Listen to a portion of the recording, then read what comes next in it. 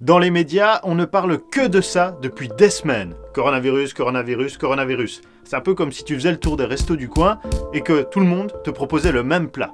Et là, tu te sens peut-être écœuré, gavé par tout ça, et tu te dis peut-être que... Ils en font trop, ils dramatisent la situation, et en plus ils font juste du fric là-dessus, c'est dégueulasse. Oh, du calme, on va prendre un petit peu de recul, toi et moi, et on va voir le sujet ensemble avec un exemple super simple. Un média, c'est comme un restaurant. Tu vas comprendre, reste avec moi. Moi, je suis journaliste pour un média belge national depuis plusieurs années. Et bien justement, on va passer derrière les fourneaux, dans les coulisses, pour comprendre cette médiatisation à l'extrême. Et puis, peut-être que si tu es encore en mode vénère, tu dis, bah ouais, mais toi-même, tu es peut-être sur YouTube, mais tu utilises le sujet peut-être pour faire de l'audience. Bah, dans un sens, oui, je suis d'accord, mais tu le vois bien, j'essaye de le faire à ma sauce, en prenant un petit peu de recul pour comprendre le sujet, en utilisant un exemple super simple et facile à comprendre. Un média, c'est comme un restaurant, tu vas comprendre, et en essayant d'être honnête et de te montrer un petit peu les coulisses, comment ça fonctionne derrière un média et comment les journalistes travaillent. On va voir ça ensemble. Allez, c'est parti. Ah, et tant que j'y suis, n'hésite pas à t'abonner à la chaîne, le petit bouton s'abonner là juste en dessous. Et si tu veux aller plus loin et recevoir directement dans ta boîte mail des informations utiles, intéressantes, présentées de façon hyper simple et en étant honnête avec toi, tu peux t'abonner, rejoindre les abonnés à ma liste email privée avec le lien juste en dessous. Tu vas arriver sur une page où tu pourras t'inscrire, c'est super facile et tu pourras te désabonner à tout moment si tu en as envie. Les médias ne parlent que du coronavirus. La première explication, c'est une question d'ingrédients. C'est comme si tu avais, toi, un resto, le petit resto du coin, pour mettre des aliments dans tes plats, pour proposer des plats à tes clients, dedans, tu dois utiliser des ingrédients que tu vas assembler, que tu vas mettre du sel, tu vas assaisonner, tu vas les cuire. Et donc, pour te fournir en ingrédients, tu fais appel à un fournisseur en viande, à un grossiste en légumes, peut-être à un boulanger-pâtissier qui vient te livrer chaque jour ton pain, des baguettes, mais aussi peut-être directement les desserts que toi tu sers. Et c'est là notre première explication. Parce qu'un média qui est dans l'actualité chaude, qui doit réagir rapidement, eh bien il fait appel à des fournisseurs, en quelque sorte, pour pouvoir faire son travail. Et l'un de ses principaux fournisseurs, ce sont les agences de presse. Les agences de presse, elles fournissent des textes, des photos, des vidéos aux médias qu'il peut ensuite utiliser pour mettre à jour son site internet, pour les mettre dans son journal de presse écrite, pour les utiliser aussi dans le journal télévisé ou même en radio. Et il y en a trois principaux, trois agences de presse qui couvrent un peu le monde entier et un peu toutes les informations.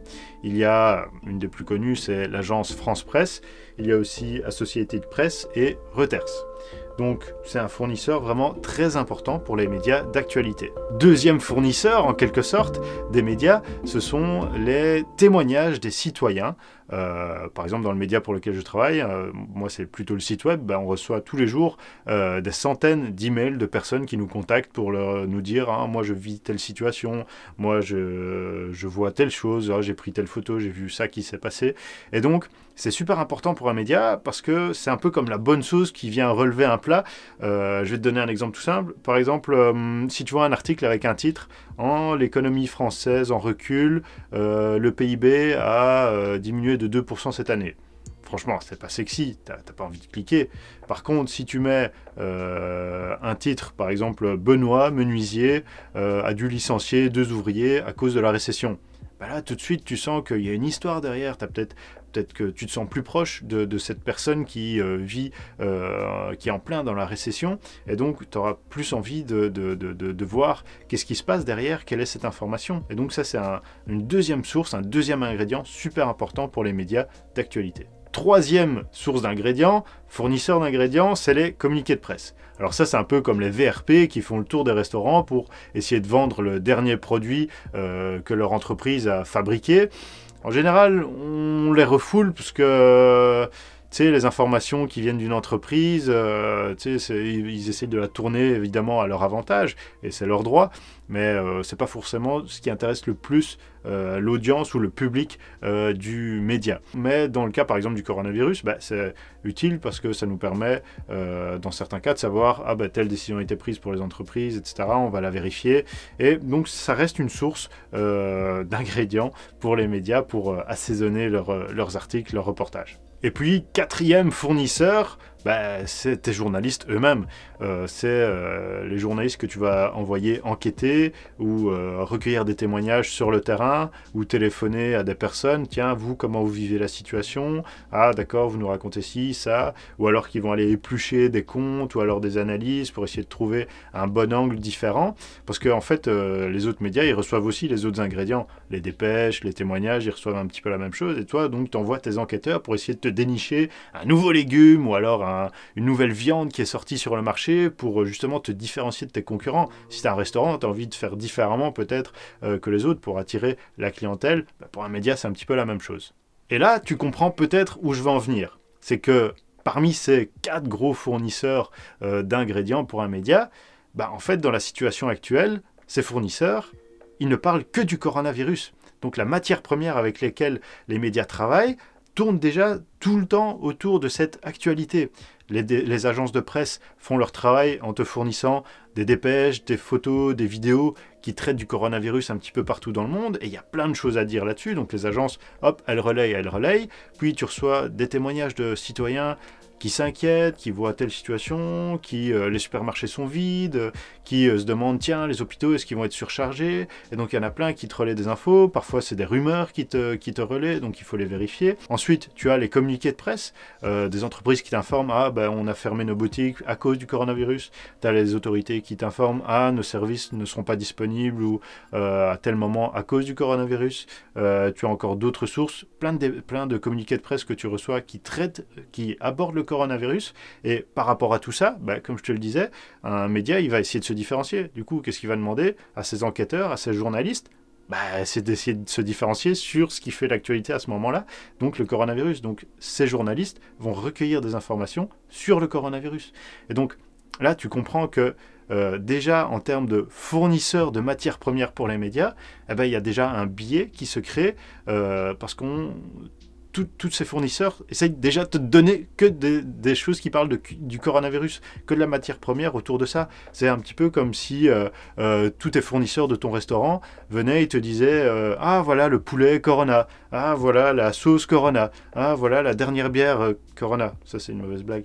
Mais voilà la dernière préparation Corona. Et tous tes fournisseurs, au final, ils te proposent tous la même chose. Et donc, ça crée une sorte de distorsion où déjà les médias, là, la situation est en train de s'aggraver, mais déjà au début de la crise, il y avait beaucoup de gens qui se disaient ils sont en train de surfaire l'actualité, de dramatiser, ils en font beaucoup trop.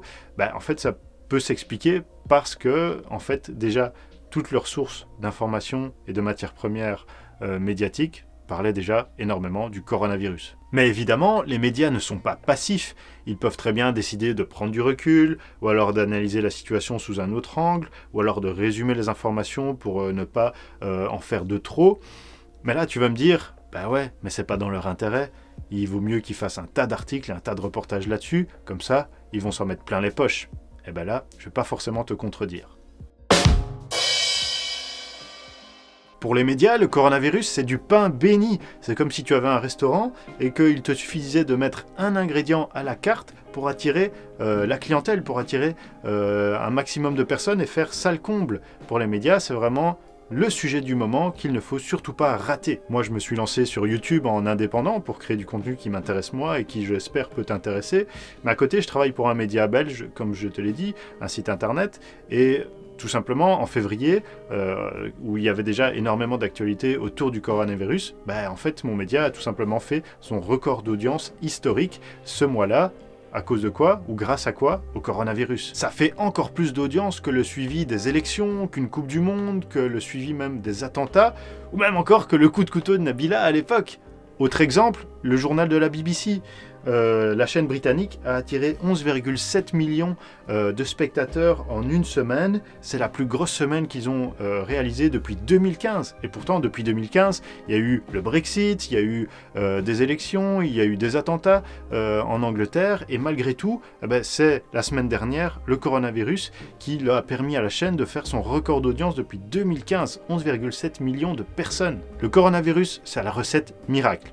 Et le problème, c'est que si dans ton restaurant, tu ne proposes pas cet ingrédient, qu'est-ce qu'ils vont faire les clients? Ils vont tout simplement aller voir à côté, aller au restaurant juste à côté, ton concurrent direct. Et le truc, c'est que les médias, c'est pas le monde des bisounours. Donc si jamais tu ne traites pas le sujet correctement et que les gens ils se rendent compte que un autre média traite cette actualité beaucoup plus que toi, ils vont aller consulter ce média-là. Et donc toi, tu feras moins de vues, moins d'audience, et donc tu vas gagner moins en termes de publicité, parce que les médias d'actualité généralistes, souvent, ils fonctionnent grâce à quoi? Grâce à la publicité. C'est comme ça qu'ils se rémunèrent en général. Et du coup, si tu fais moins d'audience, tu gagnes moins. Et c'est comme pour un restaurant, si tu ne remplis pas ta salle, à un moment, les personnes que tu payes, les serveurs, les cuisiniers, tu ne sauras plus les payer parce que tu ne vas plus rentrer suffisamment d'argent et donc tu vas devoir virer des gens, licencier des personnes. Dans un média, c'est un petit peu la même situation. Et pour bien comprendre et te dévoiler un petit peu plus les coulisses des médias, ce besoin de faire des grosses audiences, ça concerne surtout les médias d'actualité plutôt généralistes. On l'a vu, ils vivent surtout grâce à la publicité. Pour gagner suffisamment avec la publicité, il faut faire de grosses audiences, il faut faire du chiffre pour attirer les annonceurs. Et pour faire du chiffre, tu fais quoi? Tu vises la masse, le public de masse. Sauf que c'est un public qui est difficile à fidéliser, et donc tu peux pas te permettre de dire « Ok, on va temporiser, on va peut-être faire un peu moins d'articles pour ne pas trop dramatiser la situation ». Le public de masse, il s'en fout. Si ton média ne propose pas ce qu'il a envie, il va aller voir un autre média, où là, on lui fournira un maximum d'infos sur le sujet. Pour comprendre, c'est un petit peu comme si tu avais un bar. Imagine, tu proposes dans un bar de la bière rafraîchissante, de la pils toute simple.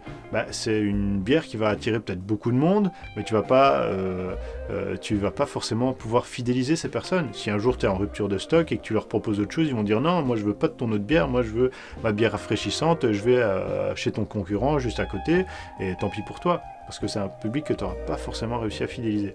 Par contre, si tu proposes des bières spéciales, des bières artisanales, des triples fermentations qu'il faut vraiment déguster, là, tu vas peut-être attirer des gens qui vont venir passer du temps chez toi, qui vont discuter, et le jour où tu n'auras peut-être plus telle bière, ils vont se dire « Ok, d'accord, je vous fais confiance, proposez-moi autre chose. Je sais que vous proposez des bonnes bières, des bières spéciales, donc proposez-moi autre chose, c'est pas grave. Vous pouvez me faire un autre traitement. » Pour les médias, c'est un petit peu la même problématique. Si tu vises la grosse audience, tu es un petit peu obligé de rentrer dans cet engrenage, de proposer toujours plus sur ce qui est un peu à la mode. Troisième explication, et elle est toute simple au final, c'est que les journalistes, ils font leur travail. Les journalistes, ils exercent la liberté de la presse. La liberté de la presse, c'est considéré comme une composante de la liberté d'expression. La liberté d'expression, c'est pouvoir exprimer ses idées, ses opinions librement, mais c'est aussi pouvoir recevoir des informations. Et justement, là, on est dans un cas où le public, il demande beaucoup d'informations sur le coronavirus. Franchement, je te l'ai dit, dans le média pour lequel je travaille, on reçoit des centaines de mails de gens qui nous contactent. « Ah, moi je suis infirmier, à l'hôpital, je vois telle situation, c'est grave, attention. Ah, moi je suis infirmier à domicile, on n'a pas de masque, c'est dégueulasse, il nous en faudrait. Ah, moi j'ai vu les supermarchés, ils sont vides. » On a plein de gens qui nous contactent là-dessus et qui réclament des informations. Et d'ailleurs, franchement, moi j'ai fait des articles sur d'autres sujets, ils fonctionnaient pas, ils faisaient aucune audience. Les gens, ça les intéressait pas. Ils veulent vraiment des articles sur le coronavirus. Tu te rends compte que le public, il demande ça. Et pour reprendre notre exemple du restaurant, le cuisinier, s'il a des gens qui rentrent dans son restaurant et qui lui disent « Écoutez, moi je veux du poulet au corona », son rôle, c'est quoi? C'est de donner à manger aux gens qui ont faim. Et il demande du poulet Corona, ça tombe bien. Ses fournisseurs, ils lui ont fourni plein de produits à base de Corona, dont du poulet au Corona. Donc il va fournir le poulet au Corona aux clients. Au final, les journalistes, ils font leur travail. T'as des clients qui ont faim, ils leur donnent à manger. Sauf que l'information, évidemment, ce n'est pas un produit quelconque. C'est quelque chose que tu utilises pour toi, façonner ton esprit, pour réfléchir, pour te positionner, pour fabriquer ton opinion, pour la concevoir, la façonner. Et donc, l'information, c'est un ingrédient qui doit être bien dosé. Il ne suffit pas juste de lâcher la sauce comme ça. Et le problème, et là on arrive un petit peu à une critique des médias, c'est que certains abusent et on arrive à des cas d'exagération, de dramatisation, ou voire d'erreurs ou de médias qui relaient des rumeurs juste pour faire du chiffre, sans forcément avoir vraiment fait leur travail de vérification et de recoupement de l'information. Après, c'est aussi à toi à choisir le média avec lequel tu t'informes et en analysant un petit peu ce qu'il te propose. C'est un peu comme manger des frites. C'est bon une fois de temps en temps, mais si tous les jours tu ne manges que des frites, à un moment ton corps il va te dire merde. Ton esprit c'est un petit peu la même chose. Si tous les jours tu consommes des informations qui dramatisent, qui exagèrent, à un moment ton esprit il va te dire merde.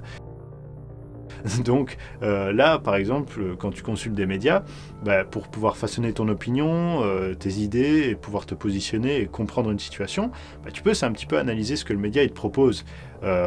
Tu peux regarder par exemple les articles ou les reportages. S'il prend toujours un angle dramatique, tu peux te dire qu'en fait le média il essaie juste de dramatiser et d'exagérer pour faire de l'audience, et qu'au final peut-être tu n'en as pas vraiment tiré beaucoup de bénéfices, tu n'as pas vraiment compris la situation, et tu n'as pas pris de recul, tu n'as pas eu une vue générale.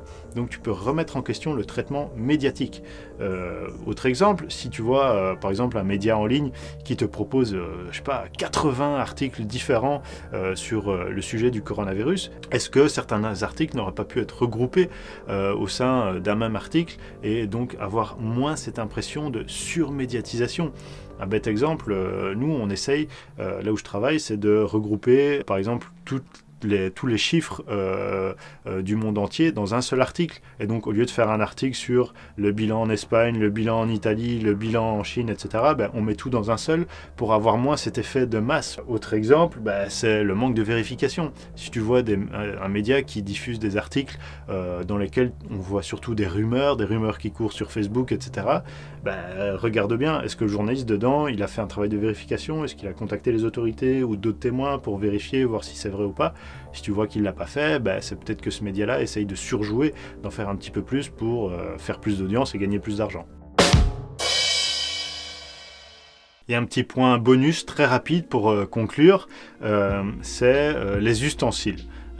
Pense aux contraintes qu'il y a derrière pour les journalistes. C'est un peu comme un chef cuistot. Si il a beau être très bon ou essayer de faire de son mieux, si son patron lui donne des ustensiles, des mauvais ustensiles, des couteaux qui coupent pas, qui lui donne des ingrédients de merde, que de la conserve, et qu'en plus il lui met la pression pour travailler de plus en plus vite, le chef il aura beau faire de son mieux, il aura du mal à proposer des plats de grande qualité. Les journalistes, et loin de moi l'envie de faire la promotion des médias et du journalisme, je suis journaliste mais j'en garde pas moins mon esprit critique, et il y a, oui, des bons journalistes, mais il y a aussi des mauvais journalistes, des médias qui en font trop. C'est un petit peu comme dans d'autres métiers, il y a des bons plombiers, il y a des mauvais plombiers qui vont peut-être essayer de t'arnaquer, il y a des bons médecins, il y a des mauvais médecins. Pourtant la médecine c'est lié à la santé, c'est très important, mais malgré tout il y a un peu de tout. Dans les médias, dans les journalistes, c'est la même chose. Franchement, moi au quotidien, les journalistes que je vois, souvent c'est des monsieur et madame tout le monde qui essayent de faire leur travail du mieux qu'ils peuvent, comme ils peuvent, en gérant la fatigue, le stress, les contraintes qui sont les leurs. Et justement, je voudrais juste inviter à penser à ces contraintes. C'est la rémunération du journaliste. Si par exemple c'est des articles au signe ou à la ligne qu'on lui paye, il aura peut-être envie de faire des articles un peu plus longs ou de rallonger un petit peu la sauce, d'en faire un petit peu plus. S'il a du mauvais matériel pour faire son travail, si en plus on lui demande d'aller vite, qu'on lui met la pression, du stress, il aura peut-être moins de temps pour prendre du recul, pour réfléchir à l'information et peut-être apporter un angle plus intéressant. Et donc c'est comme ça qu'on peut arriver à des erreurs ou des articles qui sont mal équilibrés, une information qui est mal vérifiée. Et je veux pas tout excuser. Parfois il y a de vraies erreurs qui ne devraient pas être commises, mais il faut réfléchir à ces contraintes. Et c'est comme dans un resto, parfois tu as des steaks trop cuits, tu as un peu trop de sel ou tu as un cheveu dans la soupe. Là, l'information, même si c'est un produit très particulier, on l'a vu, il peut y avoir des problèmes, des erreurs qui sont commises. Et je vais te laisser sur une phrase, sur une question que tu pourras utiliser, j'espère que tu t'en rappelleras. C'est réfléchis quand tu consommes de l'information, est-ce que le média essaye de t'informer ou est-ce qu'il essaye plutôt de te gaver pour alourdir l'addition? Je te laisse là-dessus. Surtout, n'hésite pas à t'abonner à la chaîne, à rejoindre les abonnés aux emails privés. Moi, je te dis à la prochaine. Ciao!